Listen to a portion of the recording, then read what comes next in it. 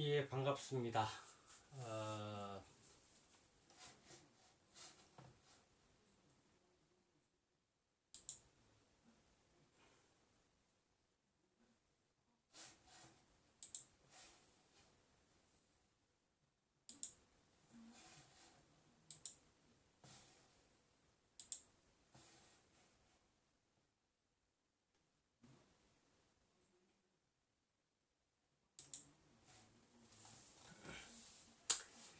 안녕하세요. 저는 경북 안동시 녹전면에서 꿀벌과 더불어 살고 있는 양봉 전업농 김병진입니다. 반갑습니다.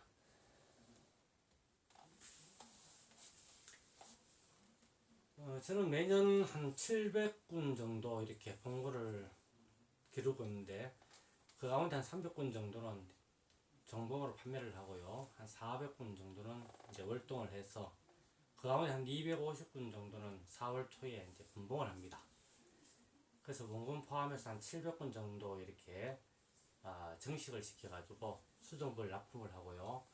나머지 한 150군 정도 되는 벌들을 활용해서 아카시 채물군을 편성을 합니다. 그래서 아카시 꿀부터 야생화꿀, 밤꿀, 기타 특용꿀 한 종을 채매하고 있습니다.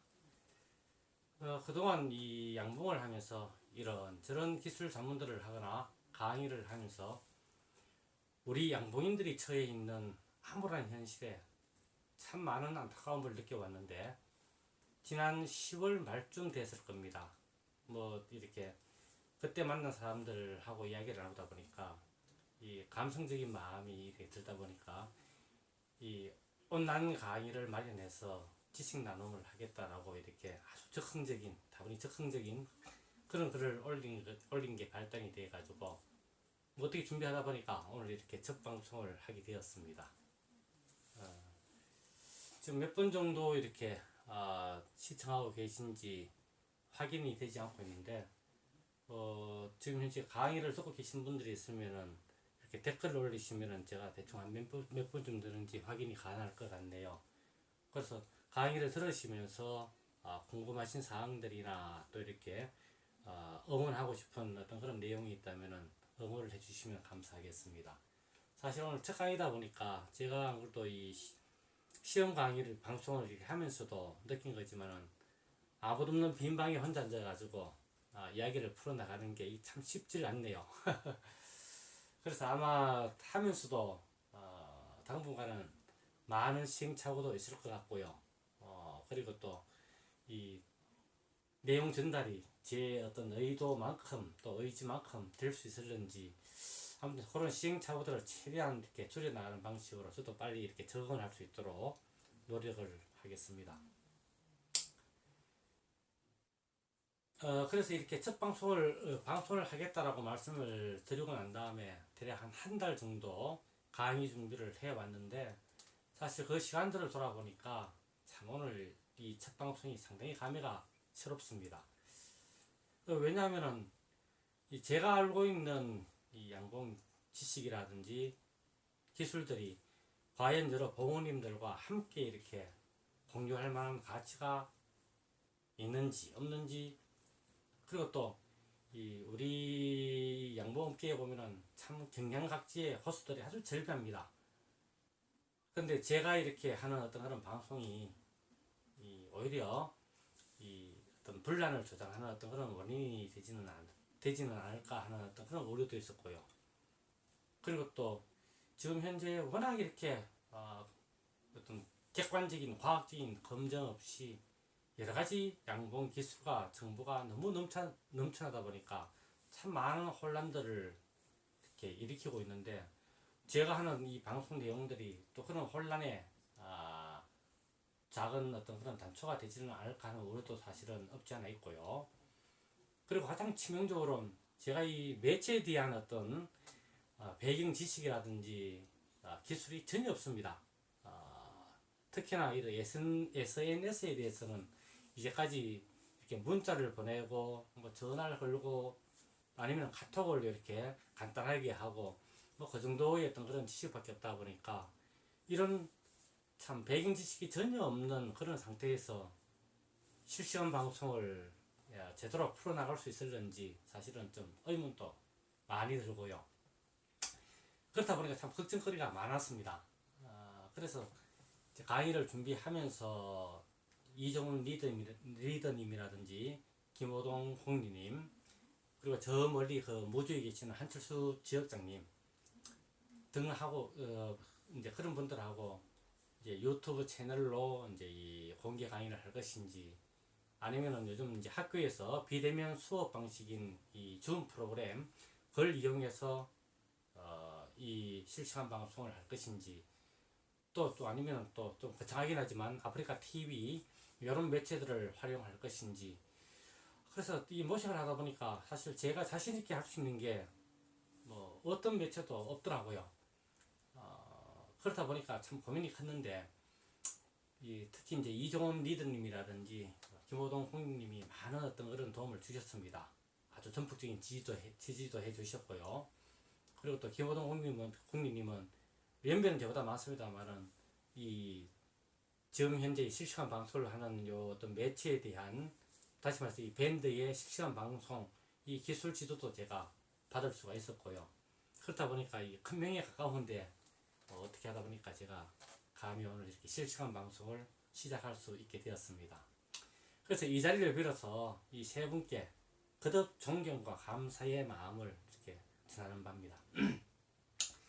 여러분들도 우리 밴드를 위해서 이렇게 지금 이 순간까지도 아주 헌신하시고 열심히 이렇게 하고 계시는 세 분께 성원의 댓글 부탁드립니다.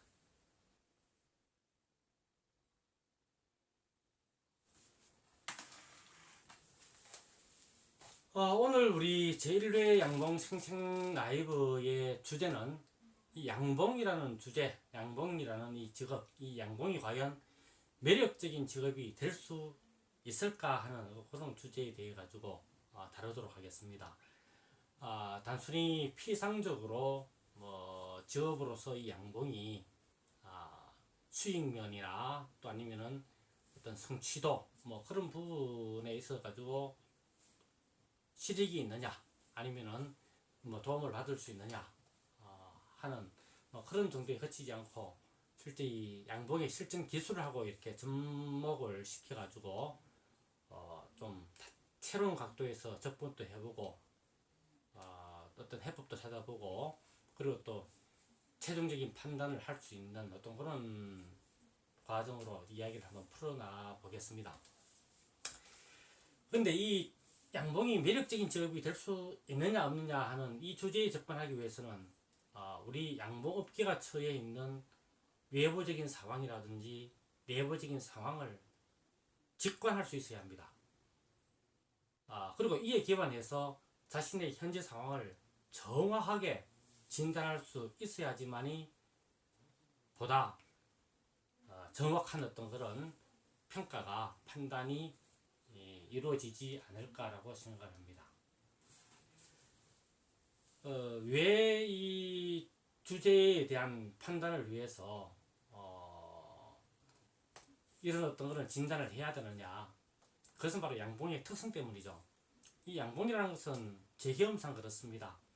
이게 단순히 기술적인 어떤 축적에만 그치는 것이 아니고 사실 여러 가지 형태의 다양한 관계 매듭 속에서 사실은 이 양봉이라는 일이 이루어지거든요. 예를 들자면은 첫째는 이제 자신의 자리, 봉장이죠. 고정 봉장도 있을 수가 있고요. 또 이동 봉장도 있을 수 있습니다. 이 자리를 이제 이 직업적으로 얘기하면 사업장이라고 이야기를 하죠. 그래서 이러한 자신의 자리, 그리고 또 자신의 영역, 수입 부분을 얘기하는데, 수입에는 또 고정 수입이 있을 수가 있고 또 부수입이 있을 수 있습니다. 그래서 어떤 부분에 치중해서 소득을 창출해 내느냐 하는 그런 사업의 부분과 관련하여 자신의 영역, 그리고 또 자신의 기술, 이 양봉 기술. 근데 이 양봉 기술은 사실은 꿀벌이라는 것을 단순히 강군으로만 키워낸다 해가지고 이것이 수익과 직결되는 것은 결코 아닙니다. 그래서 어떤 이 꿀벌을 활용해서 수익을 창출하는 여러 가지 부분들, 그래서 그 어떤 사육하는 목적에 따라서 거기에 적합한 사육 기술을 이렇게 구사할 수 있어야지 보다 많은 수익을 창출할 수 있겠죠. 그래서 이런 자신의 자리라든지 또 영역이라든지 기술을 구축해야 하는 직업이 바로 이 양봉이기 때문에 우리 양봉업계가 처해 있는 외부적인 또는 내부적인 어떤 그런 상황을 정확하게 파악할 수 있어야지 좀 더 지혜로운 어떤 그런 선택과 그리고 또 처신을 할 수 있을 것 같습니다. 그래서 먼저 우리 양봉업계가 처해 있는 외부적인 상황에 대해 가지고 몇 가지 이렇게 짚고 들어가는 것이 순서가 아닌가 싶네요. 외부적인 상황으로는 크게 이제 세 가지 정도를 생각을 해볼 수가 있는데요. 첫째는 작년이었죠. 2019년도에 양봉산업진흥법이 비로소 제정이 되었습니다. 그리고 원래 양봉농가 등록제가 이제 시행되고 있죠. 원칙은 원래는 이제 지난달 말까지 등록이 완료돼야 되는데 법 시행에 여러 가지 어떤 시행착오 때문에 사실은 좀 이렇게 좀 지연되고 있고 현재 연기가 된 걸로 제가 알고 있습니다. 그리고 이제 세 번째는 양봉보험 문제가 있습니다. 그 가운데 이 양봉산업진흥법은 사실은 이 우리 양봉농가를 위한, 다시 말해서 어떤 법 제정의 취지라든지 산업 현장이라든지 이것이 너무 이렇게 우리의 현실하고는 실상하고는 동떨어져 있다 보니까 사실은 이 많은 어떤 그런 혼란이 앞으로 생길 우려가 있을 것 같습니다. 그리고 또 이 양봉농가 등록제도 마찬가지죠. 이 등록 기관이라든지 지자체 실무자에 따라 가지고 사실은 이 일관성이 없다 보니까 또 통일성이 없다 보니까 자칫 잘못하면은 우리 양봉인들에게 불이익으로 작용할 그런 가능성들이 실제 곳곳에서 현실로 나타나고 있습니다. 그리고 또 이것이 조금의 시간이 지났을 때 양봉을 시작하는 사람들, 신규 양봉인들에게는 참 넘기 힘든 어떤 그런 장벽으로 작용하지 않을까 하는 그런 우려도 매우 큽니다.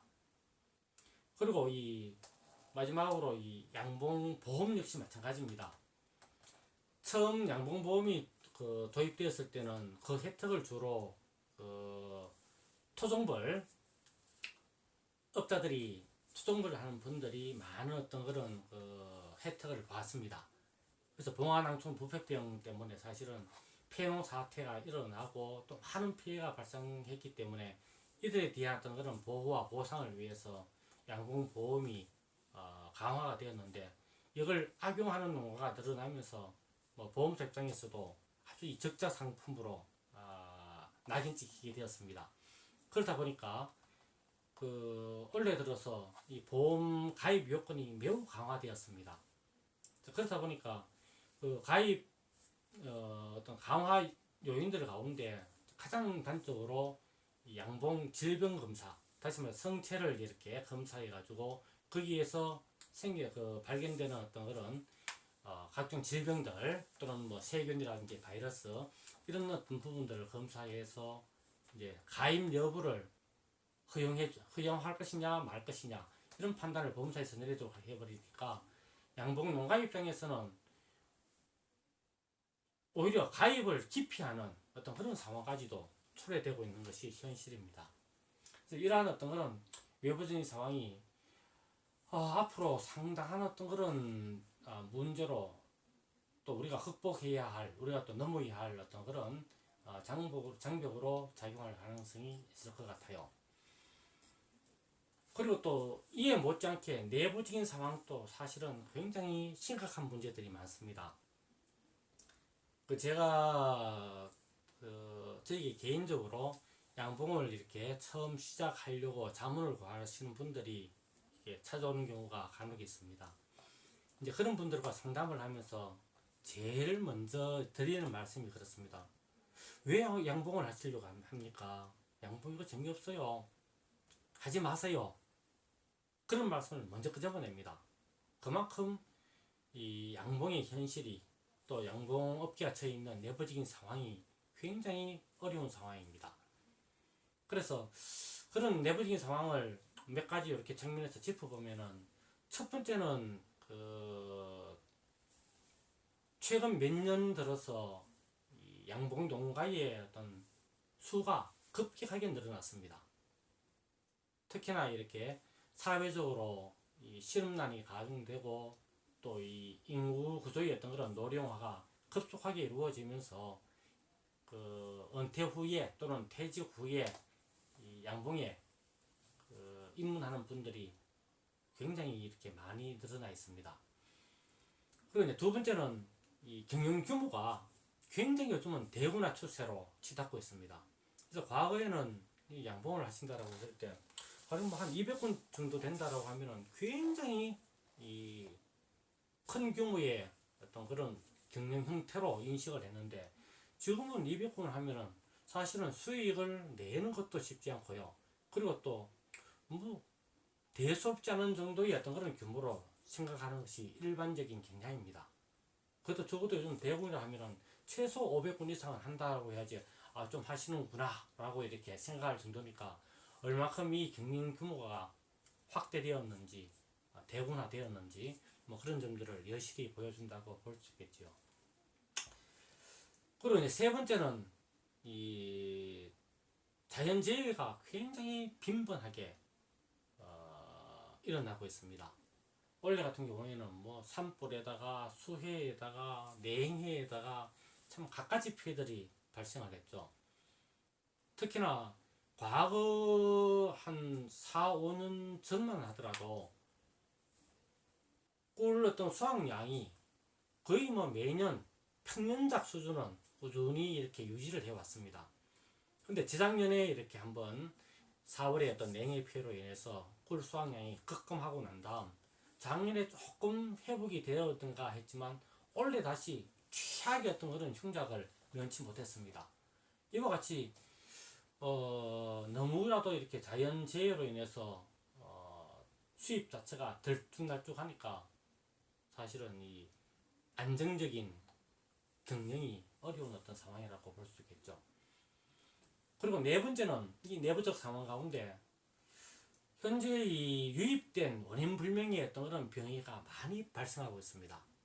뭐 물론 거기에는 세균성 질병도 있을 수가 있고요, 또 바이러스성 질병도 있을 수가 있습니다. 단순히 바로아라든지 또는 뭐 가시응이라든지 이런 응애 피해뿐만이 아니고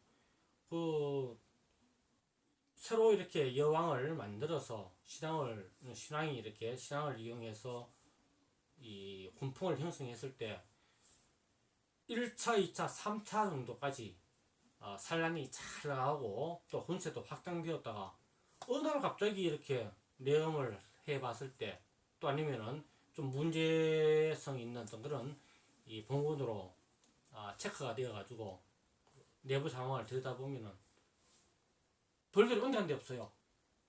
근데 그것이 단순히 응애 피해에 불과한지 아니면 다른 어떤 바이러스성 질병에 의해서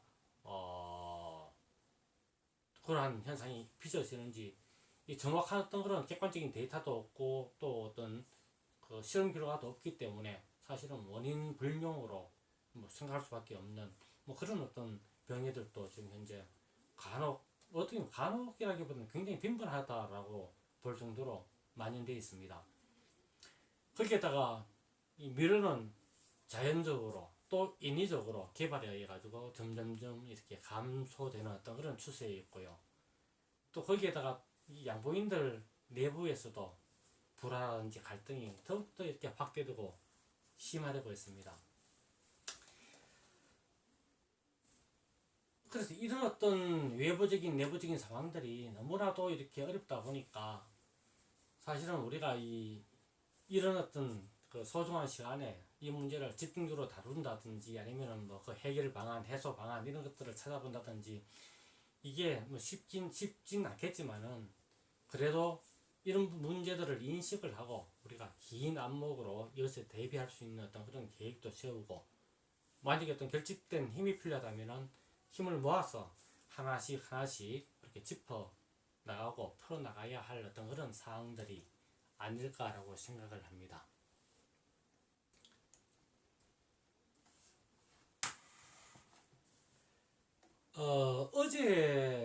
어제였죠. 지난 금요일이었습니다. 지난 금요일이 무슨 날입니까? 대학 수학능력시험이 이렇게 시행되는 날이었죠. 참 애들 한 해 동안 고생했습니다. 근데 올해 같은 경우에는 참 이 코로나19, 이 코비드라고 하죠. 이 코로나 때문에 뭐 지금 우리나라 같은 경우에는 워낙 이것이 지금 불특정 다수에 의해서 이 보기자들에게 가지고 전염되고 전파되고 있어가지고 사회적으로 또 큰 문제가 되고 있는데, 이 시험을 앞두고 사실은 뭐 이 교육부의 측면에서도 입장에서도 고사장을 관리해야 되는데, 학생들 가운데 이렇게 벌써 코로나에 걸린 학생들도 있고, 그리고 또 이 밀접 접촉자로 분류돼 가지고 자가격리 상태에 있는 학생들도 있을 수가 있고요. 그리고 또 사실은 뭐 판명되진 않았지만은 벌써 그 세균에 코로나19에 이렇게 감염된 이 보균자들, 이들에 의해 가지고 사실은 전염병이 확산될 수 있는 어떤 그런 소지가 너무도 많았기 때문에 이것에 대한 어떤 그런 대책을 세우기 위해서 여러 가지 어려움이 있었다고 합니다. 그리고 또 이 시험을 시행하기 전까지 올해 같은 경우에는 이 코로나19 때문에 학사 일정이 굉장히 파행적으로 이루어졌습니다. 자, 그래서 이런 어떤 파행적인 학사 일정 때문에 사실은 이 제가 과거 이제 오랫동안 교육 현장에 있다 보니까 느낀 점들이지만은, 이런 어떤 그 문제 상황이 발생했을 때 사실은 재학생들의 이 학업 성취도가 굉장히 저조할 수밖에 없습니다. 그렇다 보니까 이 재학생들과 재수, 삼수를 하는, 요즘은 N수생이라고 얘기합니다. 그런 N수생 간의 학력 격차가 발생하죠. 원래 이렇게 시험이라고 하는 것, 또는 뭐 시합이라고 하는 것도 마찬가지겠죠. 이건 공정 경쟁이 이루어져야지만이 사실은 이 마땅한데, 이게 공정 경쟁이라는 대전제에 문제 상황이 발생하게 되면은 상당히 혼란한 어떤 그런 제2, 제3의 문제들이 발생될 수밖에 없습니다. 그래서 이 교육당국에서는 그 중앙출제관리위원회죠. 이제 거기에서는 시험 문제의 난이도를 조정해서 이제 재학생들의 불이익을 해소하겠다라고 했는데, 이것도 역시 많은 문제를 가지고 있습니다. 어떻게 보면 새로운 어떤 그런 문제 상황이 발생할 수도 있죠. 제가 이 애들 얘기를 하는 게, 우리 원래와 같은 이 흉작 상황에서 우리 양봉인의 상황도 이와 거의 닮아있기 때문에 제가 먼저 이야기를 끄집어내는 겁니다. 그래서 이 시험 문제의 난이도를 쉽게 수준을 낮추어서 조정하게 되면은 피해를 보는 학생들이 많이 생겨납니다. 의도치 않게. 다시 말해서 이 성적은 크게 뭐 최상위권 학생도 있을 수가 있고요. 또 상위권 학생도 있고 중위권, 하위권 뭐 이렇게 분류할 수가 있겠죠. 그런데 그 가운데 최상위권 학생들은 사실 시험 문제가 어렵게 출제되거나 쉽게 출제되거나 뭐 그 난이도에 크게 이 영향을 받지 않습니다. 근데 이제 문제는 이 상위권이죠. 이 상위권 같은 경우에는 전반적으로 봤을 때 이렇게 난이도가 낮아지면은 성적이 소폭 오릅니다. 하지만은 중위권 학생들의 경우에는 어렵게 출제되던 그런 문제들이 쉽게 출제되면서 어떻게 보면은 이 난이도 하향 조정을 했을 때 가장 큰 수혜를 받는 학생들이 중위권 학생들입니다. 그래서 큰 폭으로 성적이 상승될 수밖에 없습니다. 그렇다 보니까 중위권 학생들과 상위권 학생들의 성적 변별력이 떨어져 버리죠. 물론 하위권 학생 같은 경우에는 아예 공부를 포기한 학생들이 많다 보니까 이 실제 시험 성적하고 뭐 난이도하고 별반 이렇게 관계가 별로 없어서 영향을 거의 받지 않는다라고 볼 수 있습니다. 그래서 상대적으로 이 중위권 성적의 학생이 상위권으로 진입하는 숫자가 급격히 늘어나기 때문에 기존의 상위권 학생들 같은 경우에는 상대적인 피해자가 될 수밖에 없습니다. 그래서 이런 인위적인 시험 문제의 난이도 조정이 입시 현장에서는 큰 혼란을 야기하게 되고, 또 다수의 어떤 이 피해자들이 발생하게 되는 겁니다. 요 부분을, 이러한 부분을 우리 양봉의 어떤 상황과 이렇게 한번 연결 지어 보겠습니다. 먼저 이렇게 원래 2020년도죠. 원래 같은 경우에 우리 양봉인들의 작황을 보면은 이 양봉 농가의 이 성적표가 참 최악이라고 봐야 될 겁니다. 역대 어떤 그 연도에 비해 보더라도 그야말로 최악의 상황이라고 볼 수가 있습니다. 근데 이런 상황 속에서 이 우리 양봉인들이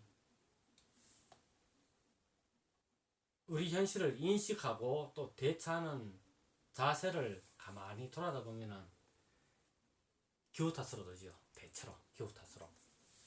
어떻게 보면은 뭐 어쩔 수 없었다는 어떤 그런 자기 체념적인 자기 방어적인 아주 피상적인 수동적인 그런 태도를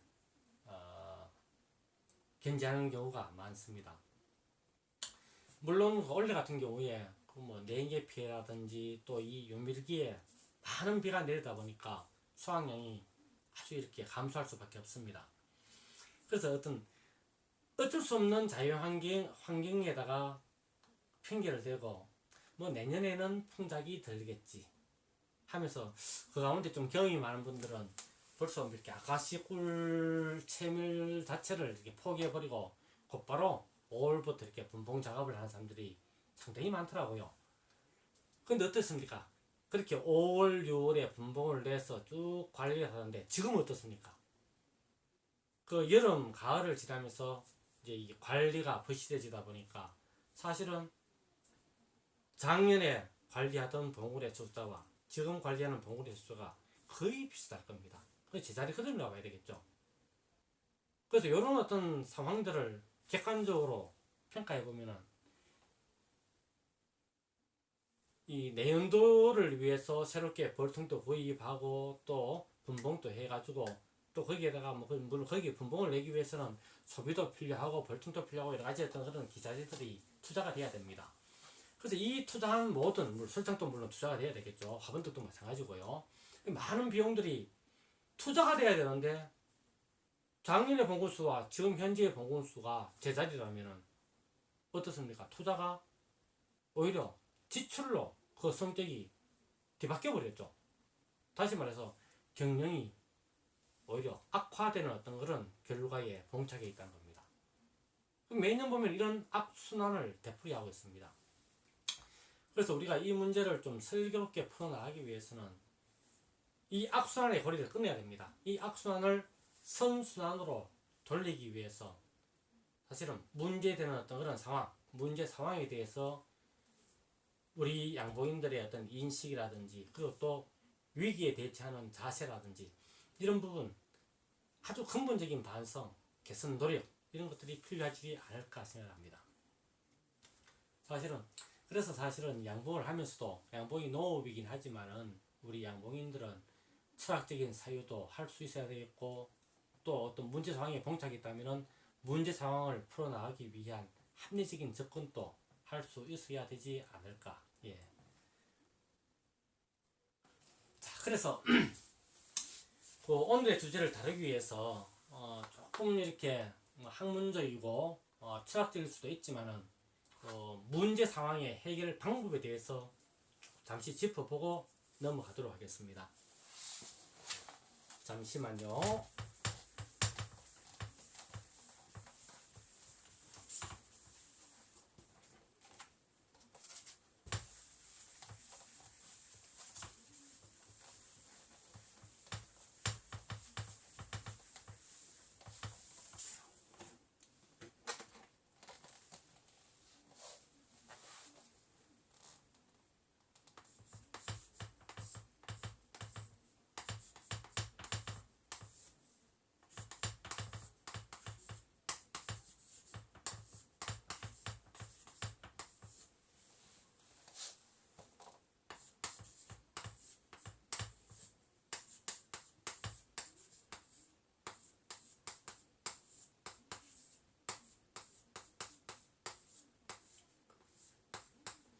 문제 상황의 해결 방법을 찾기 위해서 크게 이렇게 3단계의 사유의 과정이 있어야 됩니다. 첫 번째는 현상에 대한 인식과 발견.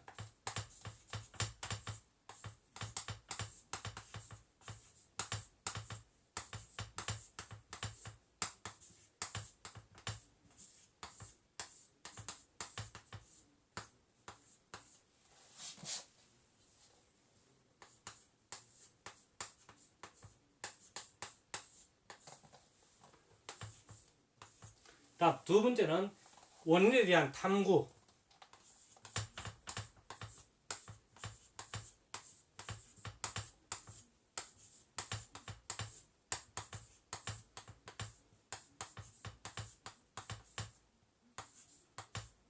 탐색.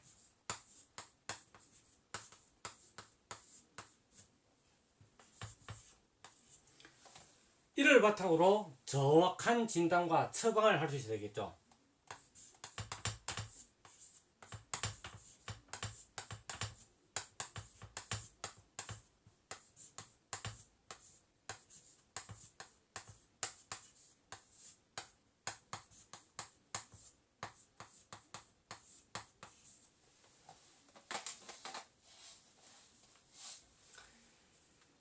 그래서 그 어떤 문제 상황을 우리가 풀어나가기 위해서는 먼저 이 그 현상이 무엇인지, 그 문제가 되는 상황을 정확하게 발견하고 인식을 할 수 있어야 됩니다.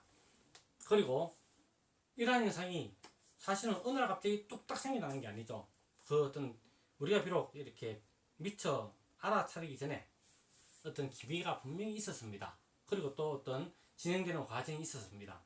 그래서 그 어떤 원인이 무엇인지 찾아 들어가는 탐구, 탐색 과정이 진행되어야 됩니다. 그래서 이런 과정을 통해서 지금 이 문제가 어떠한 문제이며 왜 발생되었는지, 그래서 이 부분을 어떻게 해야지만이 풀어나갈 수 있을는지 적절한 처방을 할 수 있는 것이죠. 그래서 이런 어떤 3단계의 사유의 과정이 있어야지만이 문제 상황에 대비를 할 수도 있고요. 또 어떤 출구 전략, 문제 해결 방법도 수립할 수가 있습니다. 그래서 벌을 키우다 보면은 어떤 병해가 가령 나타났다. 뭐 응애 피해가 될 수도 있겠고, 또 부조라든지 다른 어떤 그런 질병이 발생할 수도 있겠죠. 그래서 이런 어떤 현상이 눈앞에 펼쳐졌을 때 사실은 펼쳐지기 전 이미 봉군 내부에서는 그 기미가 있었습니다. 그것을 우리가 미처 발견하지 못하거나 또 이렇게 소홀히 지나가는 바람에 사실은 사전 대비를 할 수 없었기 때문에 계속 이 병증들이 확대 또 확산 되었겠죠. 그래서 피해는 더욱더 가중되고, 그것이 이제 아주 이렇게 뭐 금방 봐도 얼른 봐도 이렇게 눈에 띌 정도로 피해가 확대되었을 때 비로소 이제 많은 양봉인들이 어후 하고 이제 뒤늦게 알아차리게 됩니다. 그런데 이런 부분들도 우리가 그 기미를 미리 발견하고 처치하는 조기 처방, 그리고 또 보다 근본적인 어떤 그런 처방, 이런 것들만 할 수 있다면은 소요되는 어떤 그런 비용도 훨씬 줄일 수가 있을 것이고요. 경제적으로 아주 이렇게 효과를 볼 수도 있습니다. 경제적인 처방이 가능해집니다. 그리고 병증도 조기에 이렇게 치료를 하게 된다면은 보다 효과적인 처방도 또 실질적인 처방도 가능하겠죠. 그래서 우리가 이 양봉이 과연 매력적인 직업이 될 수 있을는지 없을는지, 이런 어떤 근본적인 화두에 대해서 사실은 스스로 답을 얻어야 됩니다. 그래서 자기 스스로의 답을 얻기 위해서 다양한 관점, 다양한 경로를 통해서 주제 접근을 해서 검증을 해야지만이 예단 없는 그런 합리적인 결론을 내릴 수 있을 겁니다. 자, 그래서 이 어떤 오늘 주제에 접근하기 위해서 우리가 이렇게 짚고 넘어가야 하는 양봉과 관련된 여러 가지 문제 상황들을 지금부터 하나씩 다뤄보도록 하겠습니다.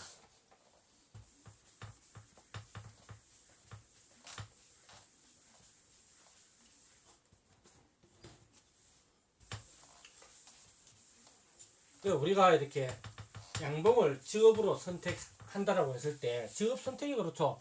어떻게 보면은 자신의 어떤 그런 인생의 그 큰 마당이죠. 직업이라는 것. 단순히 뭐 한두 달 하고 말 일도 아니고 몇 년 내지는 뭐 몇십 년 경우에 따라서는 평생을 그 일에 이렇게 몸담아야 하는 상황도 있을 수가 있습니다. 따라서 자기가 선택하고자 하는 직업의 다양한 측면들을 사실은 자세히 들여다볼 수 있어야지 좀 더 현명한 어떤 그런 선택에 도움이 되겠죠. 자, 그래서 이 양봉은 크게 이 문제 상황이 제 나름대로 이렇게 정리했을 때 한 5가지 정도로 이렇게 정리를 해봤습니다. 첫째는 자연이라는 문제 상황. 여러분들도 아마 동의하시는 분이 많을 겁니다. 자연이라는 문제 상황. 그리고 또 두 번째는 문화라는 문제 상황이 있을 수 있습니다. 문화. 뭐 이 문화에는 뭐 뒤에 이렇게 세부 내용으로 들어가서 자세히 말씀을 드리겠습니다만은 어떤 소비의 측면, 어떻게 그 소비의 측면은 또 양봉인의 수익하고도 직결되어 있습니다. 이 문화라는 측면. 세 번째는 산업이라는 문제 상황이 있을 수 있습니다. 산업. 그리고 네 번째는 법과 제도, 정책이라는 문제 상황이 있을 수 있습니다. 법과 제도, 정책이요. 그리고 다섯 번째는 이 양봉에 종사하는 구성원 간의 문제 상황. 어떻게 보면 상당히 심각한 문제 가운데 하나입니다. 양봉업에 종사하는 구성원 내부의 문제 상황. 다시 한 번 더요. 첫째, 자연이라는 문제 상황. 자연. 둘째, 문화. 셋째, 산업. 넷째, 법과 제도, 정책. 그리고 다섯 번째, 구성원 내부의 문제. 이런 5가지 문제가 있는데, 먼저 그 가운데 자연이라는 문제 상황에 대해서 풀어보도록 하겠습니다.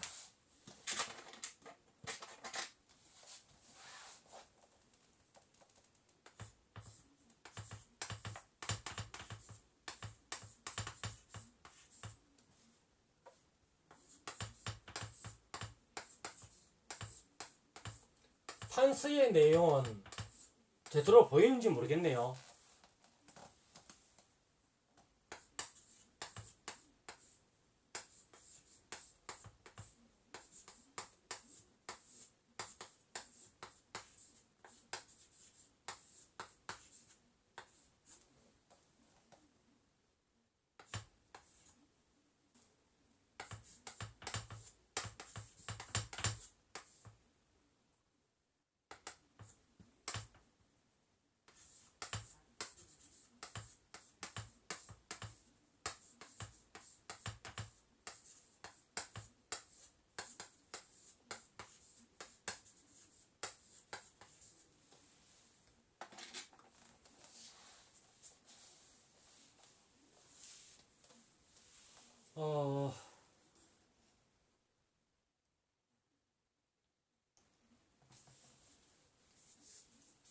그 양봉하면은 그 한자어 그대로 이 양봉은 한자를 이렇게 길을 양자에다가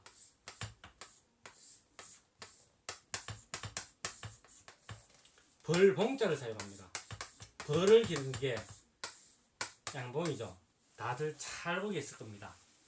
다시 말해서 꿀벌이라는 것을 매개로 해서 화밀, 꿀을 말합니다. 화밀, 화분, 꽃가루, 그리고 로얄 제리, 프로폴리스, 봉도, 뭐 이와 같은 어떤 주요 산물들, 또 부수적인 산물들, 이걸로서 경제적인 가치를 창출하고 실현하는 직업이 바로 이 양봉입니다.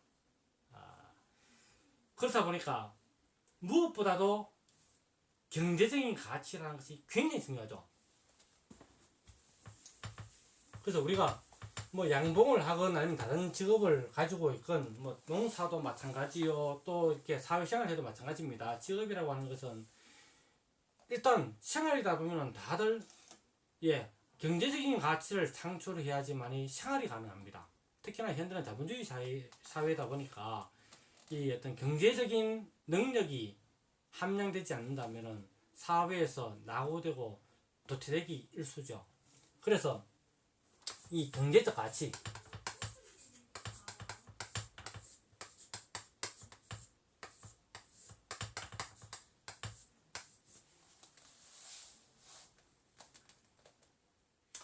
이 양봉의 경제적 가치에 대해서 뭐 다들 알고 계시겠지만 몇 가지 부분들 한번 다뤄보도록 하겠습니다. 첫 번째는 제일 먼저 이렇게 제가 앞서 말씀드린 것처럼 꿀이라든지 화분, 오얄제리, 프로폴리스, 봉독 이와 같은 주요 산물, 주산물이라고 합니다. 또는 부수적인 산물, 부산물이라고 얘기하기도 하죠. 이런 주산물과 부산물을 생산해서 또 판매를 통해서 이 농가 소득을, 양봉 농가의 소득을 창출하는 그와 같은 경제적인 가치, 어떻게 보면 직접적인 경제적인 가치를 우리는 이 양봉이라는 이해를 매개로 해서 만들어내게 됩니다. 그 두 번째는 이 양봉의 경우에는 이 꿀들이 꿀을 뜨기 위해서, 화분을 얻기 위해서 의도하건 의도하지 않건 그 식물로 봤을 때는 수분 활동이 이루어집니다. 수분 작용이 이루어지죠. 다시 말해서 암술과 수술이 이렇게 서로 만나서 꽃을, 열매를 맺게 되죠. 그리고 그 열매는 또 그 식물의 번식에 아주 번식을 할 수 있느냐 없느냐를 결정짓게 됩니다. 그렇다 보니까 이 꿀벌의 수분 활동을 통해서 우리 자연 생태계가 자연스럽게 보존되고 보호를 받게 되는 겁니다. 근데 사실 인간의 활동과 관련해 가지고 어떤 산업의 여러 영역들, 농업이라든지 어업이라든지 축산업 이와 같은 어떤 1차 산업도 마찬가지고요. 그리고 또 뭐 공업이라든지 중공업, 전자산업, 뭐 서비스 산업, 참 이 사업 부분도 산업의 부분도 굉장히 많은데 이런 제 산업의 분야들 가운데 이 생산 활동을 하게 되면은 필연적으로 이러한 나머지 산업들은 인간의 편익을 위해서 자연을 오염시키고 훼손시키고 파괴하는 그와 같은 일들이 일어나게 됩니다. 그래서 인간의 어떤 그 생존을 위해서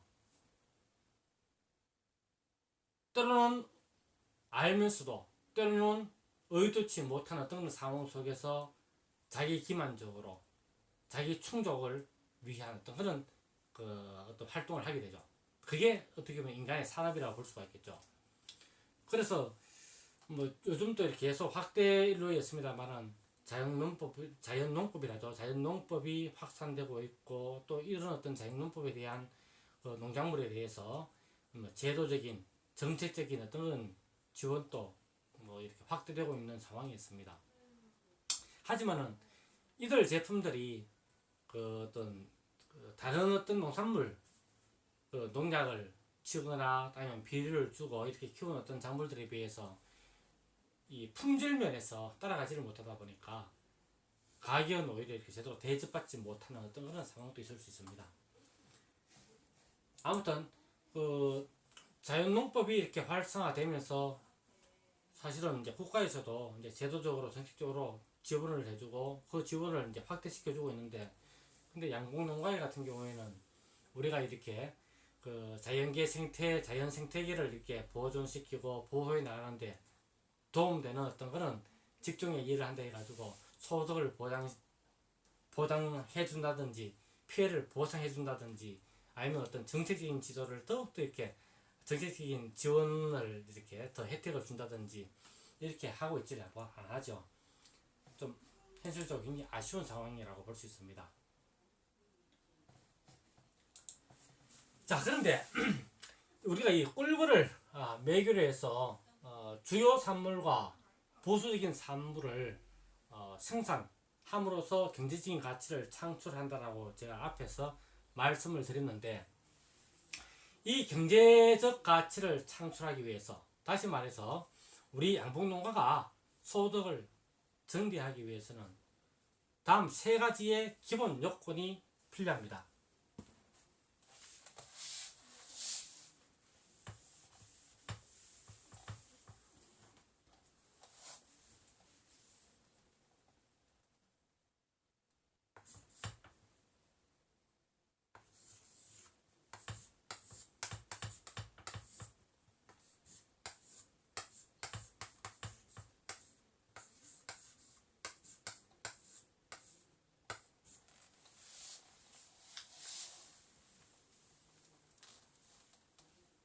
양봉을 통해서 우리가 소득을 정대하고, 다시 말해서 여기 수익을 창출하기 위해서는 최소한의 세 가지 요건, 이것이 구비되어야 됩니다. 첫 번째는 꿀벌은 곤충이죠. 예, 이 꿀벌의 어떤 생태와 습성에 대한 이해가 선행되어야 됩니다.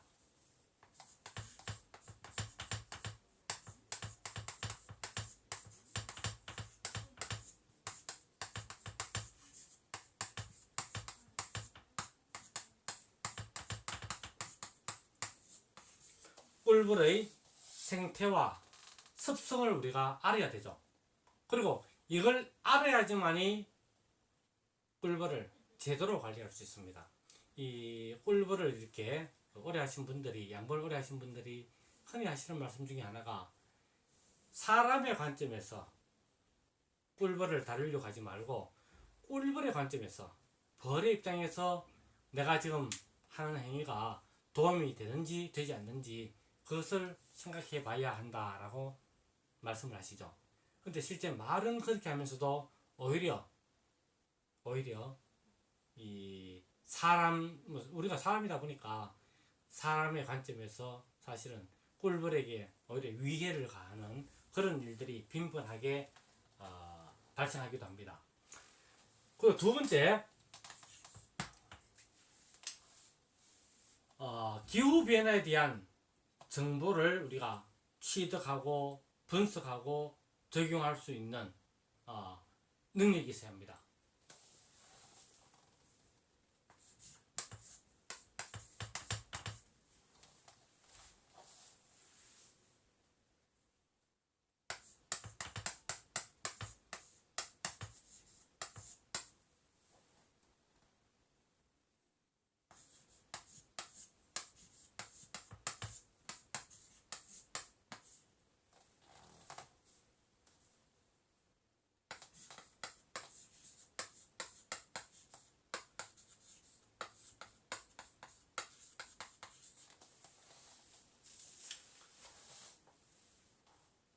이제 우리가 기후라고 했을 때 일반적으로 뭐 날씨라고 얘기하기도 합니다만은, 여기는 온도도 있고 습도도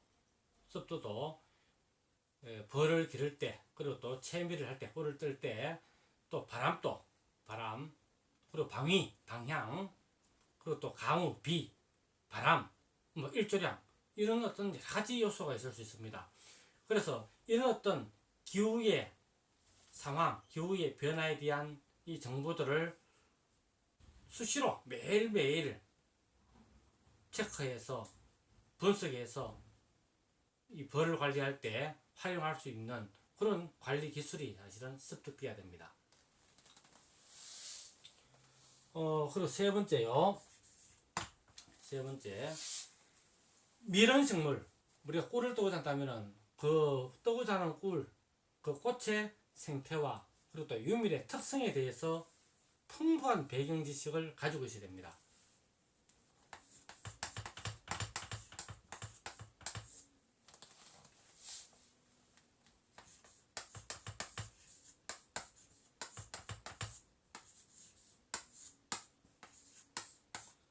유밀이라고 하는 것은 꿀을 분비하는 것을 말합니다.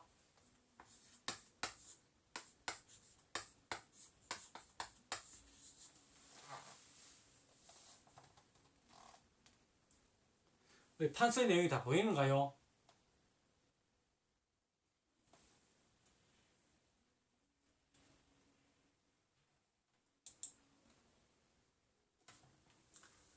자, 그래서 우리가 보다 그 양봉을 통해서 보다 많은 수익을 창출하기 위해서는 사실은 이 꿀벌의 생태를 모르면은 관리에 많은 어려움이 뒤따를 수밖에 없습니다. 그래서 벌을 잘 키워 나가다가도 한순간에 잘못된 판단 때문에 봉군의 군풍이 무너지고 심지어 이렇게 붕괴되는 그런 상황이 초래되기도 합니다. 그리고 꽃의 생태, 특히 우리나라 같은 경우에는 꿀의 어떤 그런 수확이 아카시골이 거의 뭐 절대적인 생산량의 절대적인 부분을 차지하고 있습니다.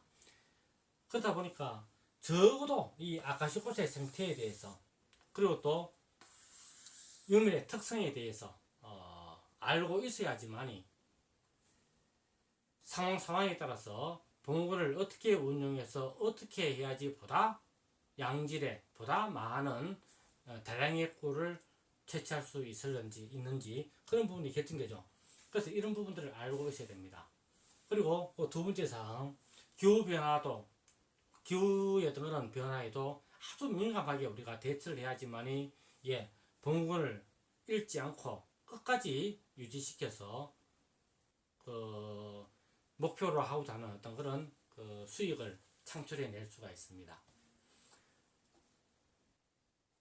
자, 그래서 조금 쉬다가 일단 이번 시간은 여기까지 잠시 자르고요. 뒤에 내용은 이제 뒤 내용을 좀 깊이 들어갈 겁니다. 하나하나. 그래서 대략 한 10분 정도 쉬다가 다시 이렇게 강의를 진행하도록 하겠습니다. 지금까지 이렇게 진행한 내용들은 밴드에 잠시 올려놓도록 하겠습니다. 예, 잠시 쉬었다 가겠습니다.